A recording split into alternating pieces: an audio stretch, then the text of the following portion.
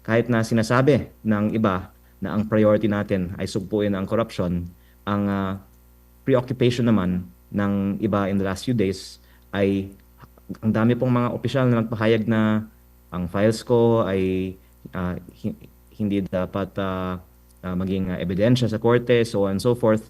Parang pinapakita nila na ayaw nila talagang sugpuin ng corruption. Gusto lang nilang i-control ang investigation. Kaya ko po naisip noon pa na importante na makuha ang files bago umalis ng DPWH si Yumaong Undersecretary Cabral dahil ang potential for cover-up and for others to alter the files is great. Ngayon, hindi naman paniniwalaan ng kopya ng files ko kung uh, hindi tugma ng lahat ng ibang mga files. Pero kung maraming mga may kopya ng file, tapos yung file na ilalabas ay iba, pwede nating ngayon i-check and balance kung inalter yung laman ng file. Kaya Congressman, ang opo. sagot ko sa inyong tanong ay wag tayo magpa-divert ng attention sa tunay na question ng laman ng file.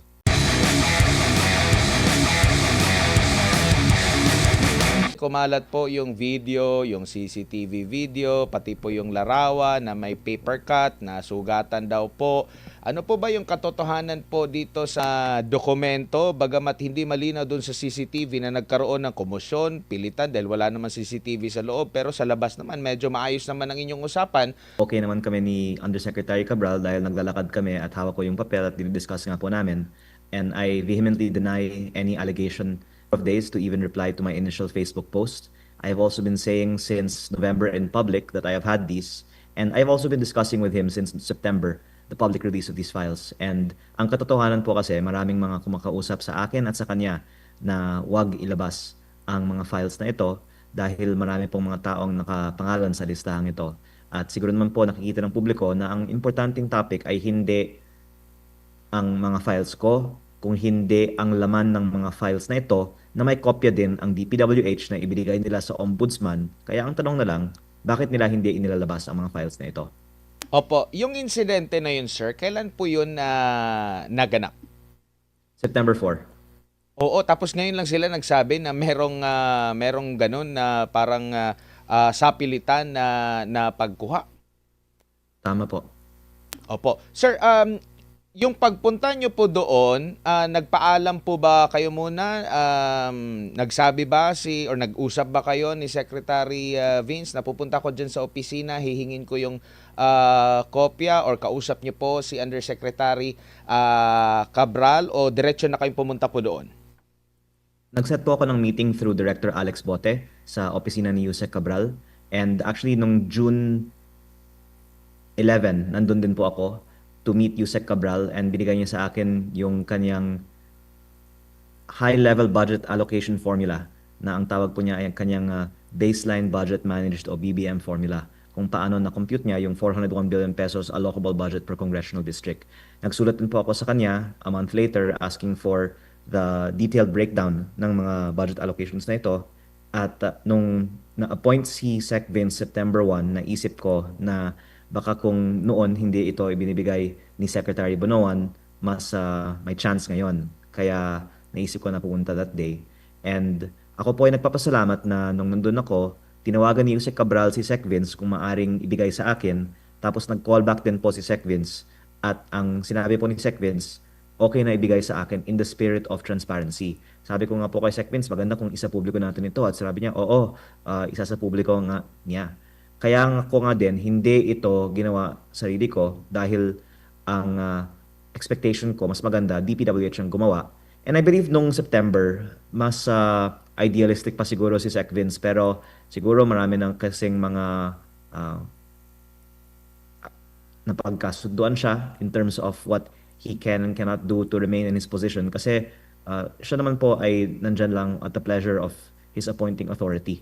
Kaya wag natin pong sisihin si Sec Vince personally at mahirap po ang kanyang posisyon. Kaya minsan baka hindi siya pwedeng magsalita ng totoo.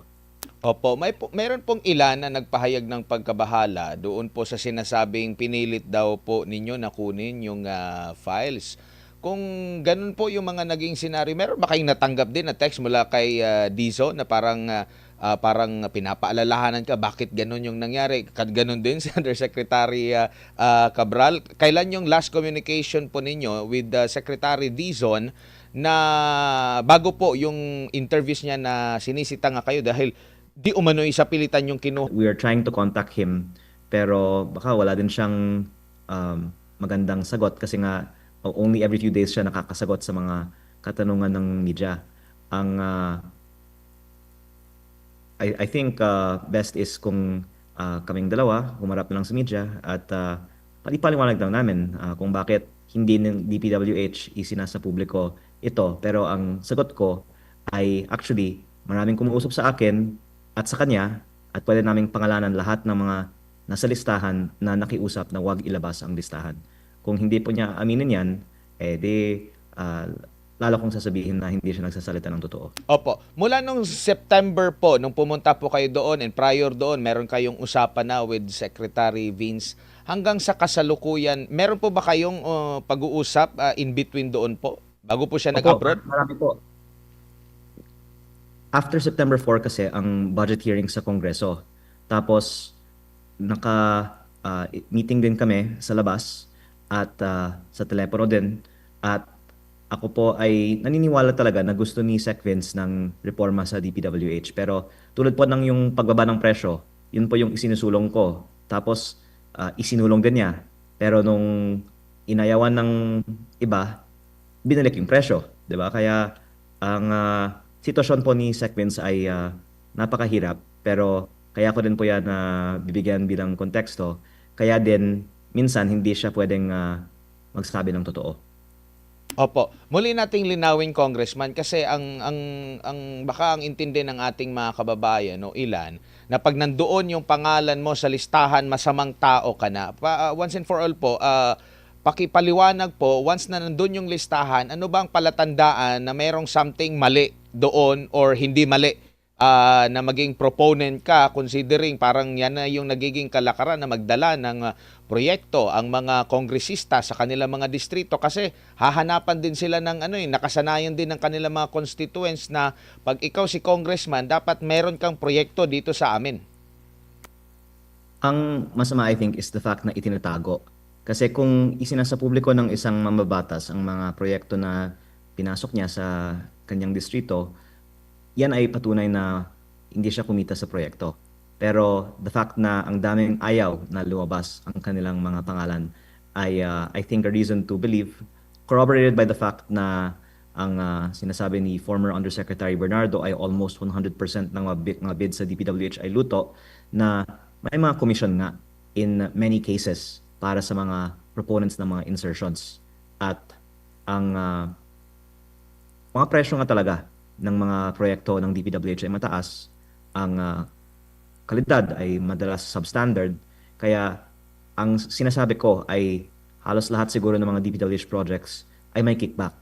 Kaya may mabuting dahilan siguro para ayaw ng marami na lumabas ang listahan.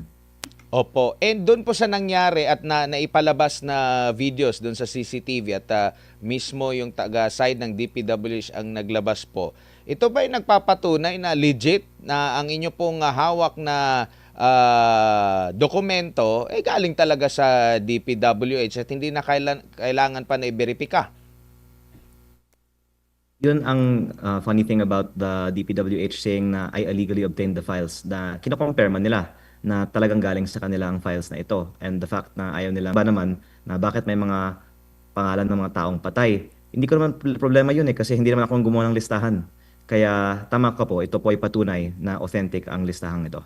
Opo. Now ngayon po, ang inyo pong kaibigan na si Representative Ridon ay meron namang pong parang babalaba or pahaging na posibleng ma-ethics po kayo dahil po dito sa sinasabi daw na nanggipit kayo doon sa DPWH. Ano pong komento niya rito po, Congressman?